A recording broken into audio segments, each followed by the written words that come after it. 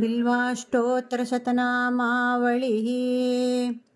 त्रिदलं त्रिगुणाकारं त्रिनेत्रं च त्रियायुधं त्रिजन्मपापसंहारम्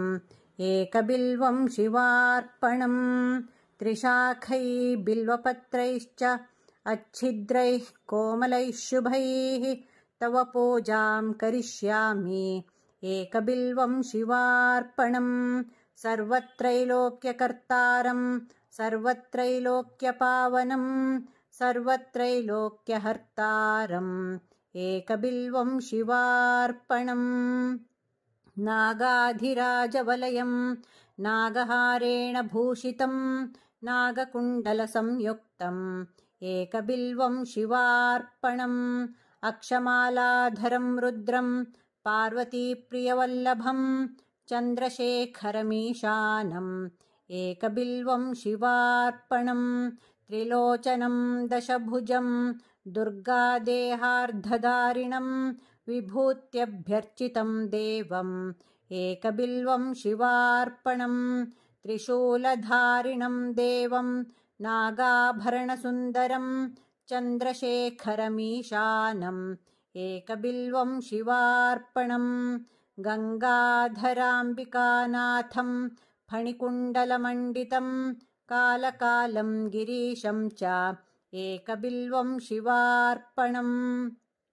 शुद्धस्फटिकसङ्काशं शितिकण्ठं कृपानिधिं सर्वेश्वरं सदा शान्तम् एकबिल्वं शिवार्पणम् सच्चिदानन्दरूपं च परानन्दमयं शिवं वागीश्वरं चिदाकाशम् एकबिल्वं शिवार्पणम् शिपिविष्टं सहस्राक्षं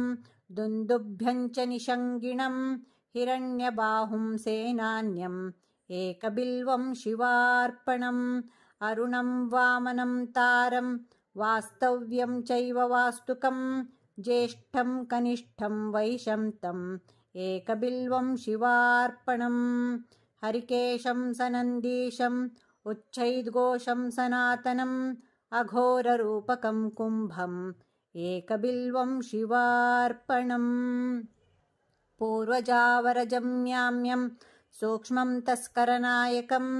नीलकण्ठं जगन्यं च एकबिल्वं शिवार्पणम् सुराश्रयं विषहरं वर्मिणं च वरूथिनं महासेनं महावीरम् एकबिल्वं शिवार्पणम् कुमारं कुशलं कोप्यं वदान्यं च महारथं तौर्यातौर्यं च देव्यं च एकबिल्वं शिवार्पणम् दशकर्णं ललाटाक्षं